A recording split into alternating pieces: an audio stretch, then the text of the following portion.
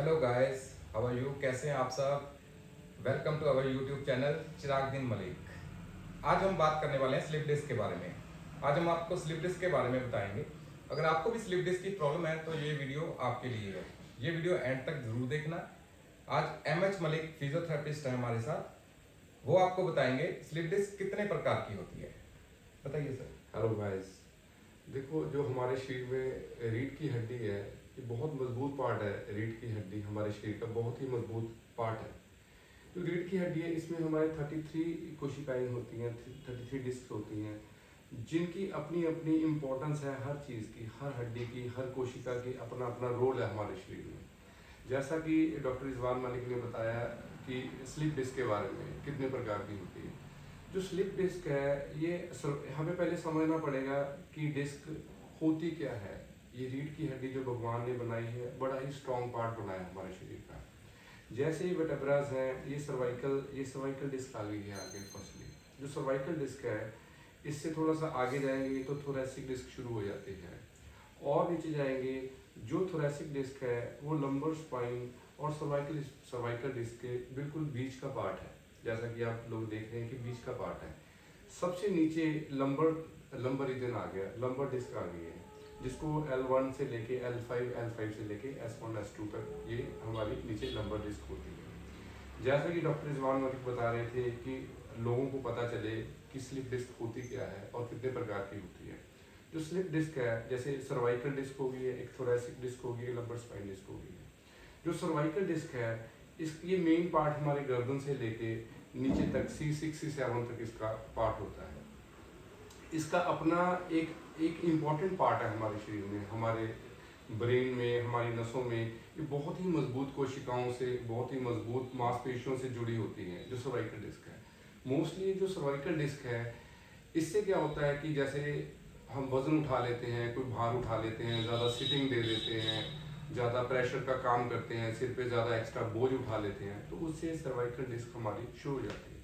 Mostly जो cervical disc का point है, C5 से लेके C7 तक इसका मेन पार्ट होता है कि सर्वाइकल डिस्क यहाँ पे ज़्यादा इफेक्ट करती है। इसके इफेक्ट से क्या होता है कि सर्वाइकल डिस्क के इफेक्ट से हमारे बाजों में पेन आनी शुरू हो जाती है, हाथों में नमनेस शुरू हो जाती है, और कई बार पेशेंट को चक्कर आने शुरू हो जाते हैं। जैसे कि मोस्टली हम देखते हैं कि प्रेशर वाला काम होता है, कोई ऑफिस वाले वर्क है, उनके स्पेक्स जल्दी लग जाती हैं, तो हाथों में सुन्नापन शुरू हो जाता है। पेशेंट अनकॉन्शियस सा होना शुरू हो जाता है, जैसे हर टाइम वो रेस्ट ढूंढता है कि मुझे थोड़ा सा आराम मिल जाए, मैं ज़्यादा लेटा रहूँ। तो ये सर्वाइकल डिस्क फर्स्टली इस प्रकार से होती है। सेकेंड जो थोरैसिक डिस्क है, इसका काफ़ी मजबूत पार्ट है हमारे शरीर में। जैसे कि मैंने पहले बताया कि C रीजन से लेके लंबर स्पाइन के बीच का पार्ट है, तो ये बहुत ही मजबूत पार्ट है। बेसिकली सारा प्रेशर इसके ऊपर होता है, ये बहुत ही मजबूत है। तो इसमें से जो नसें आ रही हैं, उसका सर्कुलेशन चलना ऊपर से लेके नीचे तक प्रॉपर होता है, जिसकी वजह से ये इतनी मजबूत मांसपेशियों से जकड़ी होती है कि इसके हिलने के बहुत ही कम चांसेस होते हैं। ये पेशेंट्स में बहुत कम पाई जाती है। इसके बाद जैसे तीसरा रीजन आ गया, लंबर डिस्क आ गई है हमारी। लंबर डिस्क L1 से लेके L5 S1 तक इसका प्रेशर पड़ता है। जैसे कि मोस्टली कोई प्लेयर्स हैं हमारे, ज़्यादा सिटिंग करने वाले अच्छे लोग ज़्यादा प्रेशर वाले काम करते हैं, कोई वेट उठाने वाले ज़्यादा एक्स्ट्रा वेट उठा लिया, तो इससे क्या होता है कि जैसे हमारा main reason L4 L5 S1, उस पर प्रेशर पड़ जाता है। जैसे ज़्यादा प्रेशर पड़ता है, तो जैसे इसमें वो झिल्ली वाली थोड़ी सी झिल्ली होती है, इसके प्रेशर से वो थोड़ी सी बाहर आनी शुरू हो जाती है, फ्लूइड बाहर निकलता है, तो मांसपेशियाँ वीक होनी शुरू हो जाती हैं, जिससे ये पेन आगे पैरों में आनी शुरू हो जाती है, दोनों पाँव में आके इसका इफेक्ट देखना शुरू हो जाता है। पेशेंट बहुत अनकंफर्टेबल फील करता है, और इतना क्रॉनिक पेन होता है कि जैसे पेशेंट के इंजेक्शन लगाते हैं, सुई चुभती है, उस तरह का इसका पेन आना शुरू हो जाता है। तो ये 3 प्रकार की डिस्क मैंने जैसे आपको बताया, cervical disc, thoracic disc and lumbar spine disc, इस प्रकार की। और मैं आपको बताऊंगा इसके क्या परहेज करने हैं आपने, कैसे बचना है आपने, और इसका डायग्नोस कैसे कर सकते हैं आप। इसका डायग्नोस करने के लिए हमें या तो एक्सरे करवाने पड़ेंगे, या हमें CT स्कैन करवानी पड़ेगी, या MRI करवानी पड़ेगी। उसमें हम प्रॉपर डायग्नोस कर सकते हैं कि स्लिप डिस्क की प्रॉब्लम होती क्या है, कैसे होती है। और मैं आपको अभी परहेज बताऊंगा कि क्या आपने प्रिकॉशंस करने हैं, क्या परहेज करने हैं स्लिप डिस्क के लिए। अगर आपको स्लिप डिस्क की प्रॉब्लम है तो आपको ये परहेज करने बिल्कुल लाजमी है। एक तो आपने वेट नहीं उठाना, ज़्यादा हैवी वेट नहीं कैरी करना, आपने झुकना नहीं है, आगे की तरफ बिल्कुल भी बेंड नहीं होना आपने। अगर आपको स्लिप डिस्क की प्रॉब्लम है तो आप अगर जिम करते हो तो जिम में आपने एक तो स्क्वाट की एक्सरसाइज नहीं लगानी और एक आपने डेडलिफ्ट की एक्सरसाइज नहीं लगानी। अगर आप दूसरे वेट कर सकते हो तो हल्का बहुत वो आप कर सकते हो। जिम का थोड़ा सा आपने प्रिकॉशंस करना ही करना है अगर आपको स्लिप डिस्क की प्रॉब्लम हो चुकी है। और ये स्लिप डिस्क की प्रॉब्लम मोस्टली वोमेन्स में कब आती है? जब वोमेन्स प्रेग्नेंट होती हैं। जब प्रेगनेंसी के ड्यूरिंग वो स्लिप डिस्क की प्रॉब्लम या शाइटिका की प्रॉब्लम उनको हो जाती है। और जो शाइटिका की प्रॉब्लम होती है वो हमारे कूल्हे से लेके नीचे दोनों थाइस तक, थाइस से लेके हमारे नीचे काफ तक पिंजनी में और दोनों पैरों की उंगलियां सुन्न होनी शुरू हो जाती हैं, जिससे हमें चलना भी मुश्किल हो जाता है। पेशेंट क्या सोचता है भी मैं ज़्यादा से ज़्यादा रेस्ट करूं, सोने का काम करता है पेशेंट। बट आपको घबराने की जरूरत बिल्कुल भी नहीं है। अगर आपको स्लिप डिस्क की प्रॉब्लम है या शाइटिका की प्रॉब्लम है, सर्वाइकल की प्रॉब्लम है, जैसे डॉक्टर साहब ने आपको डिटेल में बताया भी वो हम इलाज करके इसको ठीक कर सकते हैं। डॉक्टर साहब जैसे ये सर्वाइकल के बारे में कई पेशेंट का ऐसी क्वेरी होती है कि जैसे कॉलर लगा लें हम, ऐसा भी कोई उपचार हो सकता है कि सर्वाइकल के लिए जैसे कॉलर स्पेशल बनते हैं, वो भी कोई ट्रीटमेंट है इसके लिए? नहीं, उसके लिए कॉलर कोई आपको टेम्परेरी काम करेगा। कॉलर का कोई इतना बेनिफिट नहीं होगा। जब तक आप इलाज नहीं करवाते तब तक आपका क्योर नहीं होगा। अगर मैं आपको बोल दूं भी मैं एक्सरसाइज की वीडियो बना के आपको भेज देता हूं, अपने यूट्यूब चैनल पे डाल देता हूं, उससे भी बेनिफिट नहीं होने वाला। और जो पेशेंट लंबर स्पाइन के पेशेंट जैसे L4 L5 के कई पेशेंट्स आते हैं, जैसे हमारे पास भी आते हैं, हमने देखा भी है, कई क्वेरीज भी आई हैं कि कई पेशेंट्स की बेल्ट लगी होती है, तो उसके लिए आपका क्या विचार है, क्या राय है कि जैसे पेशेंट को बेल्ट प्रॉपर हर टाइम पे परमानेंट लगानी पड़ेगी या कुछ टाइम बाद उसकी बेल्ट छूट भी सकती है? ऐसा जब तक आप इलाज नहीं करवाते बेल्ट फिर भी काम नहीं करेगी। जब आपका इलाज प्रॉपर होगा बेल्ट भी तभी काम करेगी। क्योंकि बेल्ट कब काम करेगी? जब आपने ट्रैवल करना है, जब आपने चलना है, जब आपने थोड़ा बहुत काम करना है हल्का बहुत, तब आपने बेल्ट लगा के आप थोड़ा बहुत कर सकते हो। बेल्ट का थोड़ा सा फायदा तो है, फायदा है स्पोर्ट के लिए, स्पोर्ट के लिए उसका फायदा है, जा सकता है उस चीज के बाद। ठीक है। तो और दूसरा ये था, लोग जैसे कई वीडियोस भी आ रही थी, कई पेशेंट्स के फोन भी आ रहे थे, वे लोग पूछ भी रहे थे कि आप इस चीज को कैसे देखते हैं कि हमें इस चीज की सर्जरी के लिए जाना चाहिए या नहीं जाना चाहिए? हमें कई डॉक्टर पेशेंट बता रहे थे, डॉक्टर बोलते हैं कि इंजेक्ट करवा लो, इंजेक्शन करवा लो। क्या इंजेक्शन भी इसका कोई ऐसा समाधान है इस बीमारी का? कोई ट्रीटमेंट ऐसा इंजेक्शन से कोई पॉसिबिलिटी है कि पेशेंट को आराम आ सकता है या नहीं आ सकता? अगर आप विदाउट सर्जरी बच सकते हो, विदाउट सर्जरी ठीक हो सकते हो, तो आपको सर्जरी करवाने की बिल्कुल भी जरूरत नहीं है। अगर आपको स्लिप डिस्क की प्रॉब्लम है या सर्वाइकल की प्रॉब्लम है, शाइटिका की प्रॉब्लम है, तो आपको घबराने की बिल्कुल जरूरत नहीं है। आप बिना सर्जरी के ही ठीक हो जाओगे, ठीक हो सकते हो अगर आप इलाज करवाओगे तो। देखो जैसे कि डॉक्टर रिजवान बता रहे हैं कि पेशेंट इनके पास काफ़ी आते हैं इस चीज़ के बारे में, हम डायग्नोज भी करते हैं पेशेंट की अपनी ये बताई हुई बातें हैं कि हमने डॉक्टर के पास गए, हमने इंजेक्शन भी लगवाया, हमने कॉलर भी लगाया, हमने बेड भी, उसके बावजूद भी पेशेंट क्या होते हैं कि इससे क्योर नहीं हो पाते, ठीक नहीं हो पाते। तो ये ज़रूरी नहीं है, हम इस माध्यम से बताना चाहते हैं पेशेंट को, जैसे क्वेरीज आ रही थी कि क्या कॉलर लगा ले उससे हम ठीक हो जाएंगे, या इंजेक्शन लगवा ले उससे हम ठीक हो जाएंगे, या बेल्ट लगा ले उससे हम ठीक हो जाएंगे। तो ये कोई प्रॉपर समाधान नहीं है। जैसे डॉक्टर रिजवान ने बताया कि इससे जस्ट एक आपको कुछ टेम्परेरी रिलीफ मिल सकता है, लेकिन प्रॉपर इसका क्योर जो है वो ट्रीटमेंट से ही इसका सुधार होगा, ट्रीटमेंट से इसकी बीमारी का जो हल होगा। और जो स्लिप डिस्क, सर्वाइकल और शाइटिका अगर आपको हो चुकी है तो इसका इलाज है, विदाउट सर्जरी इलाज है, और विदाउट मेडिसिन भी इसका इलाज हो सकता है। थेरेपी से भी आप ठीक हो सकते हो। आपको कोई सर्जरी करवाने की जरूरत नहीं है, आपको कोई इंजेक्ट करवाने की जरूरत नहीं है, ज़्यादा मेडिसिन खाने की जरूरत नहीं है, आप ऐसे ही ठीक हो सकते हो। वही जैसे हम बता रहे हैं डिस्क के बारे में, आपको इस चीज़ के बारे में अवेयर कर रहे हैं कि जैसे पेशेंट के थोड़ा सा झटका लग जाता है, हम एक्सरे करवा लेते हैं, डॉक्टर मोस्टली छोटी सी मेडिसिन दे देता है, मसल एक्सेंट ले लेते हैं, तो उसमें डॉक्टर बोलते हैं कि ये आपका मसल स्पाज्म हो गया, जैसे मसल स्पाज्म हो गया उसके लिए आप एक्सरसाइज कर लो, आप ये मेडिसिन ले लो।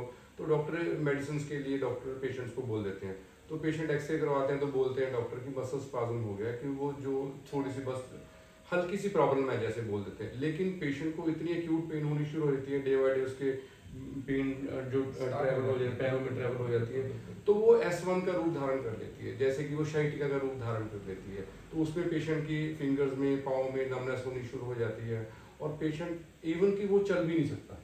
सर मुझे ये बताइए, अगर किसी को स्लिप डिस्क या साइटिका हो गई है, उसको ट्रैवल कैसे करना चाहिए?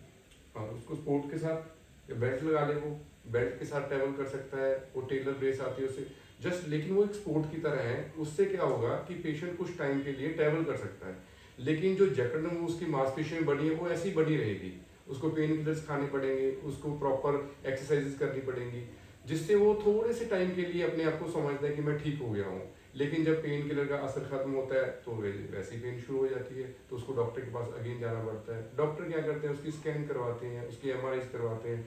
एमआरआई करवाने के बाद उसको डायग्नोस करते हैं कि आपके तो S1 में प्रॉब्लम हो गई है, तो अभी आपको इसके लिए सर्जरी के लिए जाना चाहिए। और आजकल लोग क्या करते हैं, एमआरआई करवा ली और फिर वो यूट्यूब पे या गूगल पे सर्च करते हैं उस चीज़ के हाँ। लिए भी क्या करना चाहिए, कैसे नहीं कर। आप अपना वक्त जाया मत कीजिए, बिल्कुल। वक्त खराब मत कीजिए। आपका मेंटल पीस है, हमारा मेंटल पीस सेट करना है हमने। हमने अपने पेशेंस रखने हैं, अपने पेशेंस रखना है अपने पास। डॉक्टर रिजवान, इसके लिए आप थोड़ा सा हमारे पेशेंट्स को बताएं, हमारे यूट्यूब चैनल के माध्यम से लोगों को बताओ कि जैसे हम पेशेंट क्योर करते हैं, हम उनका उपचार करते हैं, उनका ट्रीटमेंट करते हैं, हम उनको क्या क्या सावधानियां बोलते हैं, क्या क्या सावधानियां आपको करनी चाहिए, खाने पीने में क्या सावधानी करनी चाहिए, उनको कैसे कैसे परहेज करने चाहिए, जिससे कि ऐसा हो कि वो उनके पेन तो है लेकिन और पेन उनके आगे ना बढ़े। जब तक आप इलाज नहीं करवा रहे, आपको एक तो आलू चावल, लस्सी, दही, अचार, इन 4-5 चीज़ों का आपने बिल्कुल परहेज करना है। लाइक आपने खट्टी और बड़े वाली चीज़ें बिल्कुल भी नहीं खानी, जंक फूड नहीं खाना। अगर आपने कुछ खाना है तो आप ग्रीन वेजिटेबल्स ले सकते हो, वाइटामिन्स ले सकते हो, कैल्शियम दूध ले सकते हो। आप ज़्यादा से ज़्यादा कोशिश करनी है आपने नेचुरल लेना है। टैबलेट्स भी आती हैं बट टैबलेट्स का इतना फ़ायदा नहीं है। जब तक आप नेचुरल चीज़ें नहीं खाओगे तो तब तक ठीक नहीं होने वाली है प्रॉब्लम।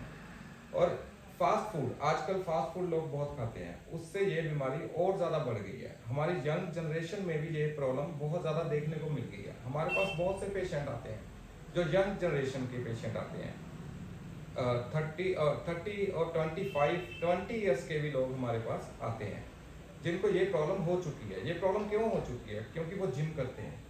जिम करने से उनको ये नहीं पता चलता मैंने कितना वेट डालना है, कितना वेट उठाना है।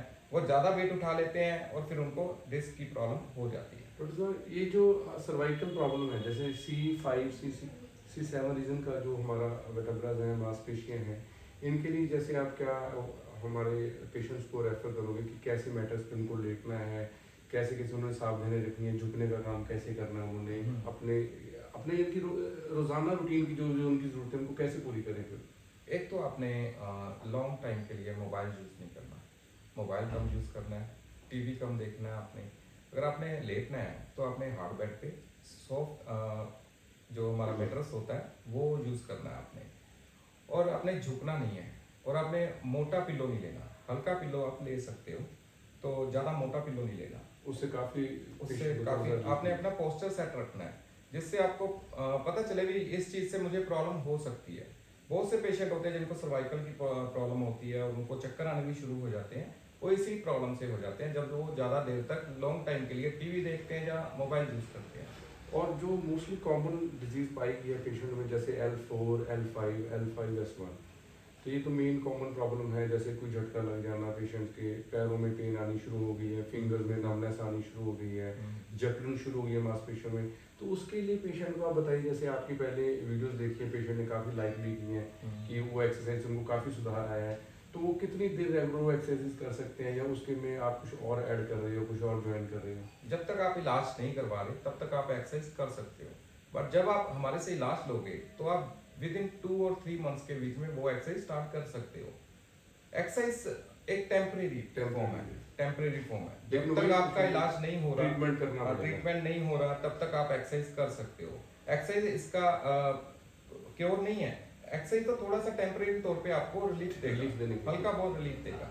तो गाइस, जैसे डॉक्टर रिजवान ने बताया हमें कि आपको अपने थोड़े से लाइफस्टाइल में थोड़ा सा चेंज करना पड़ेगा, थोड़ी सी रूटीन में चेंज करना पड़ेगा। जैसे मोबाइल कम यूज़ करना पड़ेगा सर्वाइकल के लिए, और जैसे लंबर स्पाइन के लिए बताया कि जैसे जो प्लेयर्स हैं वो गेम रनिंग थोड़ी सी कम करनी पड़ेगी, उनको थोड़ी सी एक्सरसाइज की तरफ ध्यान देना पड़ेगा, खाने पीने की तरफ ध्यान देना पड़ेगा। इन चीज़ों से क्या होगा कि आपकी ये चीज़ें, ये सावधानियां बरतने से आपको इन चीज़ों से थोड़ा सा रिलीफ मिल सकता है। लेकिन इसके प्रॉपर उपचार के लिए, प्रॉपर ट्रीटमेंट के लिए आपको इन चीज़ की रेमेडीज, थेरेपीज वो करवानी ही पड़ेंगी, जिससे आपकी डिस्क जो बल्जिंग आ गई है, स्टेनोसिस हो गया, डिस्क बल्ज हो गई है, उसका उपचार करने के लिए आपको इस चीज़ का ट्रीटमेंट करवाना पड़ेगा। आपने हमारा वीडियो देखा, बहुत शुक्रिया आपका। अगर आपको कोई क्वेरीज है हमारे लिए तो आप कमेंट बॉक्स में हमें बता सकते हो। अगर कोई भी आपको दिक्कत है, कोई प्रॉब्लम है, आप हमसे एनी टाइम व्हाट्सएप पे भी मैसेज कर सकते हो। हमारा व्हाट्सएप आपको डिस्क्रिप्शन में मिल जाएगा, व्हाट्सएप नंबर और कॉलिंग नंबर भी वहाँ पे मिल जाएगा। और ये जो हमारा क्लिनिक है, जो हमारा फिजियोथेरेपी सेंटर है, ये प्रॉपर कम से कम 40-50 साल से हम इस चीज़ के लिए काफ़ी लंबे समय से इस चीज़ के लिए हम इस चीज़ का उपचार कर रहे हैं। और पेशेंट जो है इस चीज़ के लिए काफ़ी सुधार भी हुआ है, काफ़ी क्वेरीज भी आई हैं कि जो लोग ऑपरेशन के लिए जा चुके थे, ऑपरेशन के लिए वो टाइम ले चुके थे, उन लोगों ने भी ये ट्रीटमेंट लेके, ये थेरेपीज लेके अपने आप को काफ़ी अच्छा रिलीफ, काफ़ी अच्छा महसूस किया है। इस चीज़ से उनको काफ़ी क्योर हुए हैं पेशेंट। और ये जो हमारा हॉस्पिटल है, पहले हमारे ग्रैंडफादर्स करते थे और अब हमारे फादर साहब और हम दोनों ब्रदर्स हैं, हम हैंडल करते हैं। ये हमारा हॉस्पिटल 40-50 साल से चल रहा है। तो और आप बहुत से लोग ठीक होकर यहाँ से चले गए हैं और आप वेट मत कीजिए, आप भी ठीक हो सकते हैं। आप जो भी इस चीज़ से, सर्वाइकल से, थोरेसिस से या D12 से, L4, L5, L5S1 से जो पेशेंट इस चीज़ से प्रभावित हैं, जो पेशेंट सोचते हैं कि हम बिल्कुल ठीक नहीं हो सकते, किसी भी तरीके का इलाज करवा के आप लोगों ने देख लिया, तो आप एक बार हमारे हॉस्पिटल में ज़रूर विजिट करो। आपको प्रॉपर तरीके से इस चीज़ के बारे में, इस प्रॉब्लम के बारे में, इस चीज़ का समाधान आपका ज़रूर होगा ही होगा। Thanks for watching our video. Thank you so much. आप अपना ध्यान रखिए, ख्याल रखिए। धन्यवाद।